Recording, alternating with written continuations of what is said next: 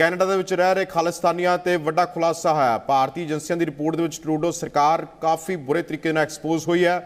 ਜ਼ੀ news ਦੇ ਕੋਲ ਨਿੱਜਰ ਪੰਨੂ ਸਮੇਤ ਕਈ ਖਾਲਿਸਤਾਨੀਆਂ ਦੇ ਖਿਲਾਫ ਤਿਆਰ ਕੀਤੀ ਡੋਜ਼ੀਅਰ ਦੀ ਕਾਪੀ ਹੈ।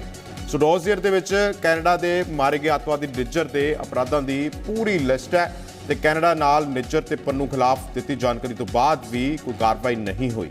इस मुतालिक पहला भी जी है जानकारी दी गई। तो उत्थे ही इसी खबर पर और जानकारी ले लेते हैं। मेरे संवाददाता मनीष शुक्ला इसी खबर पर और वधेरे जानकारी देंगे। मनीष, क्या कुछ जानकारी है जो जी न्यूज़ के पास एक्सक्लूसिव निज्जर पन्नू समेत और भी काफ़ी जो खालिस्तानी हैं उनकी जो है एक डोजियर कॉपी की रिपोर्ट है, क्या कुछ ताज़ा अपडेट है? देखिए, ये जो डोजियर है ये डोजियर कनाडा सरकार को, यूके को, जर्मनी को, इन सब देशों को बराबर दिए जाते रहे हैं। हम जी मीडिया के पास दरअसल डोजियर की कॉपी है, इस पर तमाम एविडेंस है किस तरीके से निज्जर काम कर रहा था, किस तरीके से टेररिस्ट एक्टिविटीज में शामिल था, किस तरीके से उस सिरसा में डेरा सच्चा सौदा पे उसने हमले करने की प्लानिंग की थी और कैसे पाकिस्तान में जाकर के उसने हथियारों की ट्रेनिंग ली थी।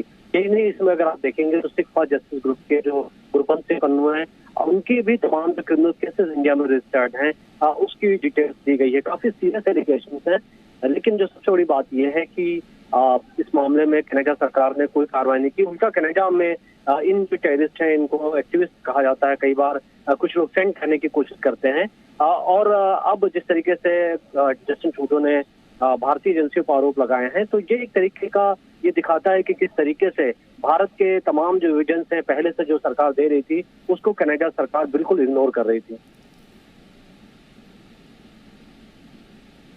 ठीक है मनीष, बहुत बहुत शुक्रिया तमाम जानकारी देने के लिए। सो दस दिए कि कनाडा ਵਿੱਚ ਰਹਿ ਰਹੇ ਖਾਲਿਸਤਾਨੀਆਂ ਤੇ ਵੱਡਾ ਖੁਲਾਸਾ ਹੋਇਆ। ਭਾਰਤੀ ਏਜੰਸੀ ਦੀ ਰਿਪੋਰਟ ਦੇ ਵਿੱਚ ਟਰੂਡੋ ਸਰਕਾਰ ਬੁਰੀ ਤਰ੍ਹਾਂ ਦੇ ਨਾਲ ਐਕਸਪੋਜ਼ ਹੁੰਦੀ ਹੋਈ ਨਜ਼ਰ ਆਈ ਹੈ। ਸੋ ਜੀ ਨਿਊਜ਼ ਦੇ ਕੋਲ ਨਿੱਜਰ ਪੰਨੂ ਸਮੇਤ ਹੋਰ ਵੀ ਕਾਫੀ ਖਾਲਿਸਤਾਨੀ ਖਿਲਾਫ ਡੋਜ਼ੀਅਰ ਦੀ ਕਾਪੀ ਤਿਆਰ ਕੀਤੀ ਗਈ, ਐਕਸਕਲੂਸਿਵ ਕਾਪੀ ਹੈ।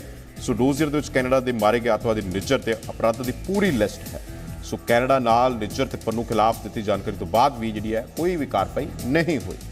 ਸੋ ਵਿਸ਼ੇਸ਼ ਤੌਰ ਤੇ ਜਿਸ ਹਿਸਾਬ ਦੇ ਨਾਲ ਜਿਹੜਾ दिन प्रतिदिन कैनेडा के भारत के विचाले विवाद वाधा हुआ नजर आ रहा है, हालांकि काफ़ी चिंताजनक गल है। तो दूसरे मुल्क खास तौर पर अमेरिका की जेकर मैं गलबात करा तो अमेरिका सुहर्द तरीके के नाल आपसी तालमेल करवाने की कोशिश कर रहा है, लेकिन इस दरम्यान ਵੱਖ-ਵੱਖ सियासी माहरां दियां ਵੱਖ-ਵੱਖ साबका कह लीए कि सरकार दे विच रहे अधिकारियों दी स्टेटमेंट जिस हिसाब के सामने आ रही ने तो आने वाले समय में ये मसला काफ़ी भगदा हुआ नजर आएगा।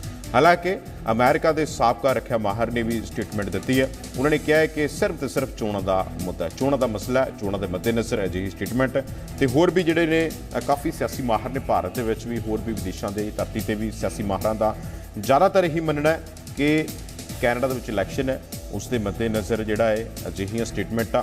लेकिन हुण देखना होएगा क्योंकि प्राइम मिनिस्टर ट्रूडो भी ये गलबात कहते हुए नजर आए हैं कि असी कतलकांड की पहला भी जानकारी जी है भारत को सांझी की सी ते उस दरम्यान हुण उन्होंने जी जांच के सहयोग करने की गलबात आखी है।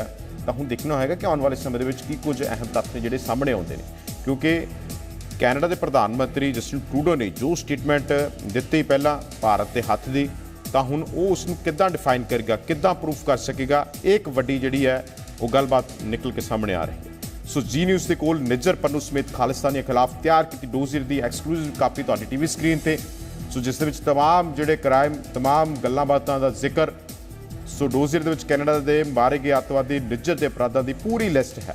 सो कैनेडा दे नाल निज्जर ते पन्नू के खिलाफ दी जानकारी तो बाद भी कोई कार्रवाई नहीं हुई, जो कि कैनेडा सरकार नूं बुरी तरह दे नाल एक्सपोज करती हुई नजर आ रही है। सो भारतीय एजेंसियों की रिपोर्ट दे विच ट्रूडो सरकार बुरी तरह दे नाल एक्सपोज हुई है।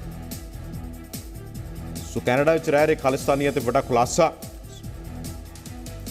सो जी न्यूज़ के कोल निज्जर पन्नू समेत खालिस्तानी खिलाफ तैयार की डोजियर की एक्सक्लूसिव कापी तुहाडी टीवी स्क्रीन पर, क्योंकि जिस हिसाब के नाल कैनेडा के बीते काफ़ी टाइम तो जिहड़ियां ने अजिहियां गतिविधियां हो रही ने भारत के खिलाफ, तो उस तो बाद कैनेडा अपना तर्क दे रहा, भारत सरकार ने अपनी गलबात रखी है। सो भारत दी एजेंसियां सीधे तौर पर कह रही हैं कि असीं पहलां भी जिहड़ियां ने जानकारियां सांझियां कीतियां ने कैनेडा नूं कि भारत के खिलाफ इत्थे दी धरती ते जिहड़ियां ने साजिशां रचियां जा रही ने, उस तो बाद भी कोई कार्रवाई नहीं हुई। तो दूसरे पासे जेकर गल की जाए तो कैनेडा के प्रधानमंत्री जस्टिन ट्रूडो ने भी स्टेटमेंट दी है। उन्होंने कहा कि असीं निज्जर के कतलकांड बारे पहलां भारत को जानकारी दी सी ते हुण असीं सहयोग की मांग कर रहे हैं कि भारत ਨਿੱਜਰ ਕਤਲकांड ਮਾਮਲੇ ਦੇ ਵਿੱਚ ਜਿਹੜੀ ਜਾਂਚ ਪੜਤਾਲ ਚੱਲ ਰਹੀ ਹੈ ਉਸ ਦੇ ਵਿੱਚ ਸਹਿਯੋਗ ਕਰੇ। ਤਾਂ ਦੂਸਰੇ ਪਾਸੇ ਜੇਕਰ ਗੱਲ ਕੀਤੀ ਜਾਏ ਤਾਂ ਦੂਸਰੇ ਮੁਲਕ ਦੇ ਜਿਹੜੇ ਨੁਮਾਇੰਦੇ ਨੇ, ਸੀਨੀਅਰ ਜਿਹੜੇ ਨੁਮਾਇੰਦੇ ਨੇ ਸਰਕਾਰ ਦੇ ਵਿੱਚ ਮੌਜੂਦਾ ਨੇ, ਭਾਵੇਂ ਸਾਬਕਾ ਨੇ, ਉਹ ਵੀ ਡਾਇਰੈਕਟ ਤੇ ਕੁਝ ਇਨਡਾਇਰੈਕਟ ਵੇ ਨਾਲ ਕਈ ਤਰ੍ਹਾਂ ਦੇ ਵੱਡੇ ਸਵਾਲ ਖੜੇ ਕਰ ਰਹੇ ਨੇ ਕਿ ਕੈਨੇਡਾ ਦੇ ਪ੍ਰਧਾਨ ਮੰਤਰੀ ਟਰੂਡੋ ਨੇ ਅਜਿਹੀ ਸਟੇਟਮੈਂਟ ਕਿਸ ਆਧਾਰ ਤੇ ਦਿੱਤੀ। ਤੇ ਕੁਝ ਕੁ ਨੇਤਾ ਇੱਥੋਂ ਤੱਕ ਕਹਿ ਦਿੱਤਾ ਕਿ ਇੰਟਰਨੈਟ ਦੇ ਆਧਾਰ ਤੇ ਜਿਹੜੀ ਇਹ ਸਟੇਟਮੈਂਟ ਦਿੱਤੀ ਗਈ ਹੈ। ਬ੍ਰਿਟਿਸ਼ ਕੋਲੰਬੀਆ ਦੇ ਪ੍ਰਾਈਮ ਮਿਨਿਸਟਰ ਡੇਵਿਡ ਨੇ ਜਿਹੜੀ ਇਹ ਸਟੇਟਮੈਂਟ ਦਿੱਤੀ।